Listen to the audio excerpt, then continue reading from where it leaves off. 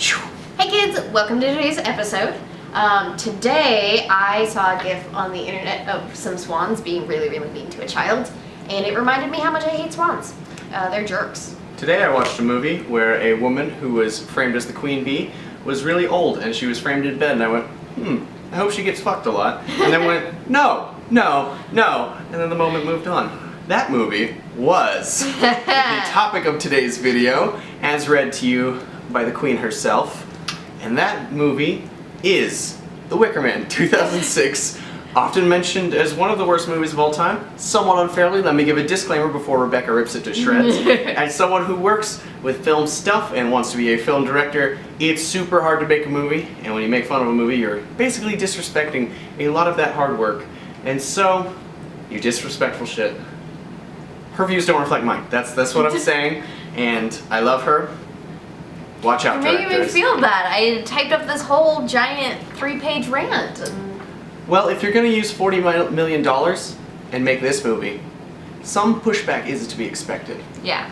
And that pushback is a fiery little woman named Rebecca Hateful Carpenter. Oh, shush. Alright, yes. Ready? It's Without 3 pages. Further 3 ado, pages. here are my 3 pages of thoughts on The Wicker Man. I have not heard this. So, The Wicker Man, aka the most uninspired, unoriginal, lackluster remake to ever attain my TV screen. It went from laughably bad, to frustratingly bad, to cringeworthy bad, to infuriatingly bad, which I suppose is its own sort of emotional ride. So, you know, there's that. Boring bad? There was lots of boring There bad. was lots of boring, but I think that was probably falling under the, like, frustratingly bad category. You're correct. I shall. Where do I even start with this movie? The casting, bad. The acting, bad. The writing, bad. The concept, the execution, the plotting, the pacing, all bad. Really bad. The few bright spots of this movie were its decent score, its well done camera work, and its beautiful and engaging set design. That's right, the sets were by far the most interesting part of the movie. Wonderfully executed color palettes, interior designs, and architecture, the sets were incredibly solid. I found the costume design to be a bit lackluster and particularly unoriginal, but not distractingly bad, which for this movie is an anomaly. So now that we've got the parts that weren't excruciating out of the way, Oh no. let's start with the casting. Let me just be here.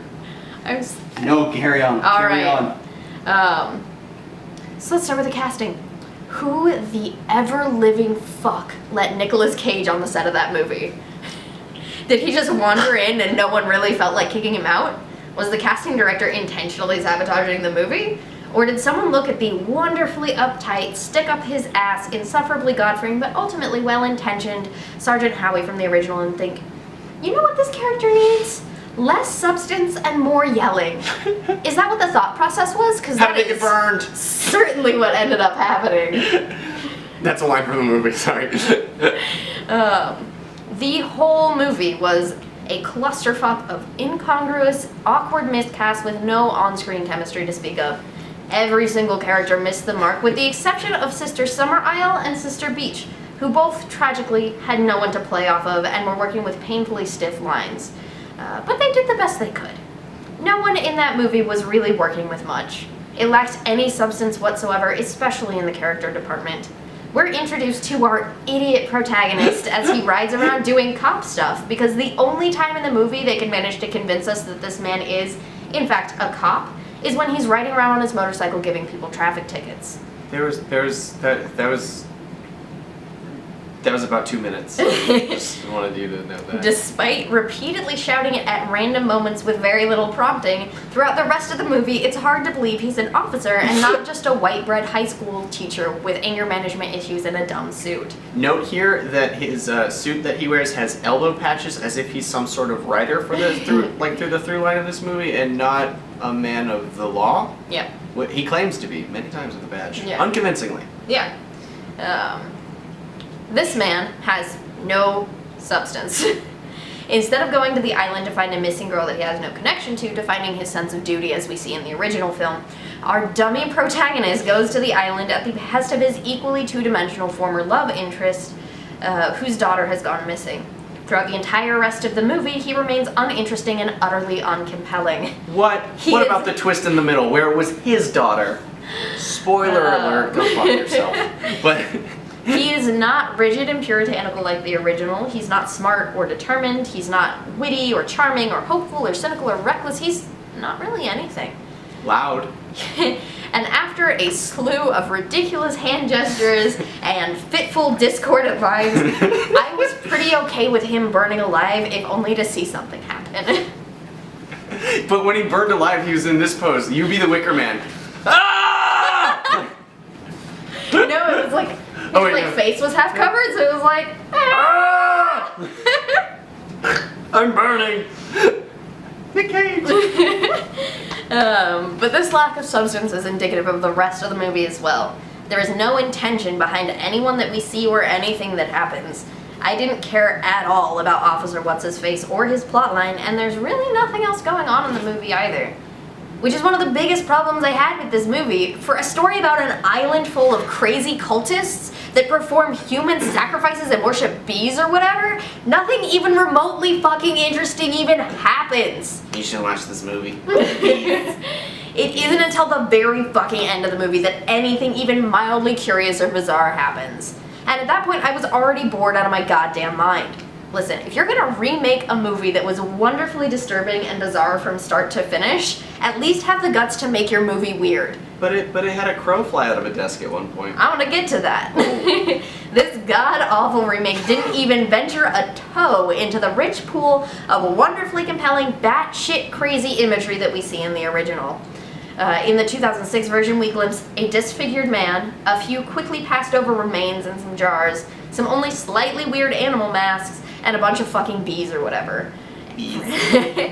Even the ending with the giant wooden man for the ritual sacrifice was boring, for fuck's sake.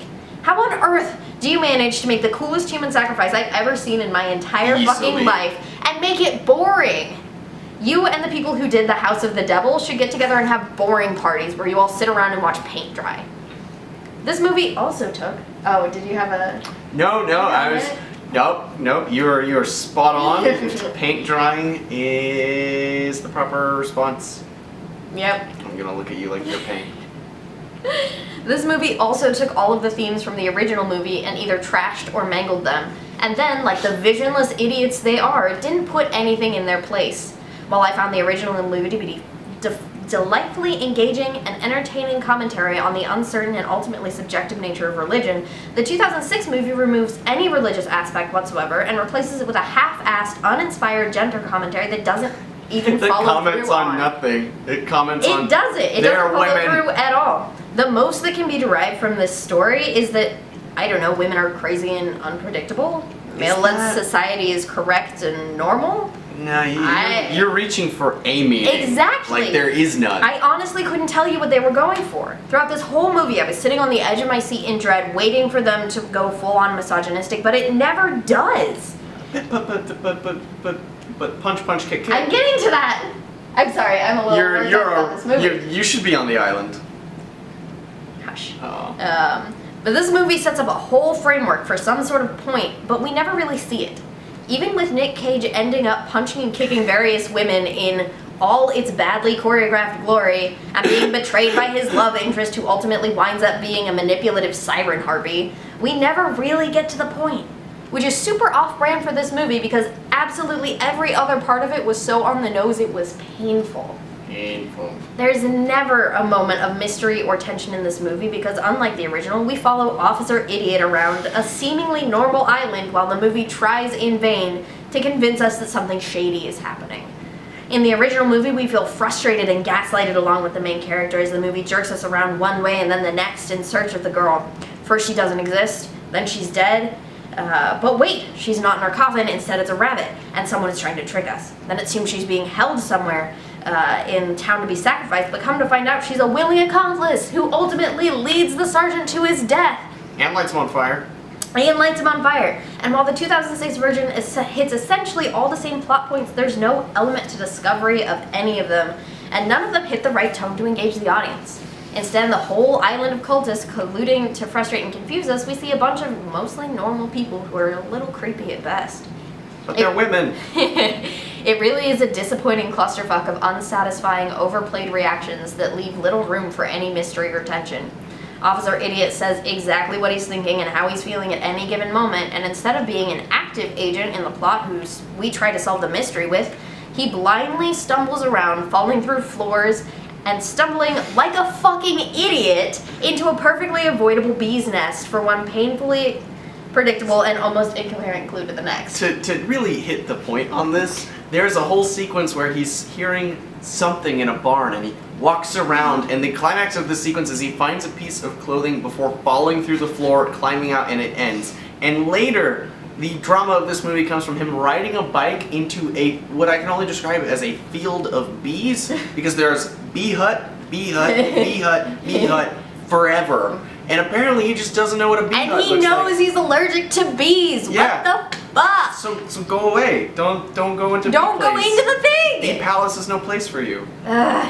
I also really hated what the love interest angle did to the tone. Oh my god. Like, it weakens the feeling of the Islanders being like a true brainwashing cult, which is poorly set up and barely believable to begin with, and doesn't add anything to the final reveal sequence. And it ruins it, because in the original, the reason they pick, like, the craziest officer ever is because he's doing it just cuz. Yeah. There's no love interest, there's nothing on the line for him besides... It's just him being a good cop, and Yeah. that's like the point.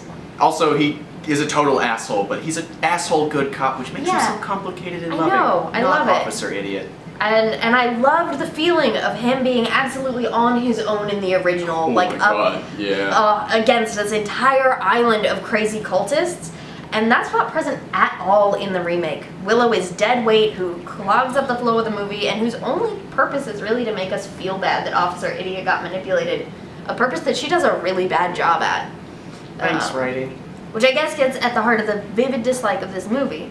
None of it felt real in the slightest. Officer Idiot didn't feel like a cop, the Islanders definitely didn't feel like a cult, and none of it felt like something I should care about in the least. There isn't any element that was intriguing or captivating, it was all just boring and unsatisfying. There was no mystery to solve, no craziness to marvel at, no characters to care about, and therefore no payoff at the end. It wasn't entertaining, thought-provoking, or even tolerably enjoyable. Essentially, I understand why it makes the list of worst movies of all time. In my humble-ish opinion, there are only two good reasons to remake a movie. One, the original movie was a movie with lots of potential in it, but wasn't able to quite pull it off. Or two, you watched the original movie and saw a totally new direction that it could have been taken that you want to explore. Updating. The Wicker Man does neither of these things. The original film has little to improve upon, in my humble opinion. Solid casting, excellently executed themes and emotional tones, sets and costumes and visuals that are perfectly congruous with the story, an emotionally engaging plot with genuine mystery and intrigue, and a gripping ending that left me thinking about the movie for a long time. Long time. The 2006 version also added nothing of value in any aspect of the original film. There was no creative exploration of the concepts presented in the original, nothing creative about it hardly at all. So in light of this, there was no good reason to remake this movie, and the people responsible for this should have seen that, but they didn't, because they're idiots. The end. Ooh, we're gonna end this with some gratitudes to get that sour taste out of our mouth, children. I am grateful for Nicolas Cage. He doesn't make boring movies. That's more than you could say for many people. Sorry, Nick. What are you grateful for? Firewoman? I'm very grateful for the original Wicker Man. It's an awesome movie. Yeah. Which is why I think I disliked this one so much, because like comparing it to the original just sucked.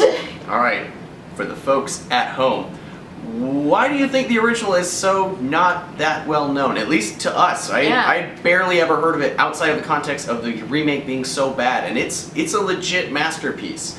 And why is that? And for those of you who haven't seen it, go fucking watch it. Yes. It's awesome. And why do you think that guy, the main character, what do you think compels him? He's sort of puritanical, but I was so fascinated by Officer Stick Up His Ass throughout the entirety of the original, because he clearly gave a fuck, and I couldn't tell why, and it was fascinating. And so why do you think he does it? In the meantime, it's getting a little late. Please, go the fuck to sleep, kids. Meow.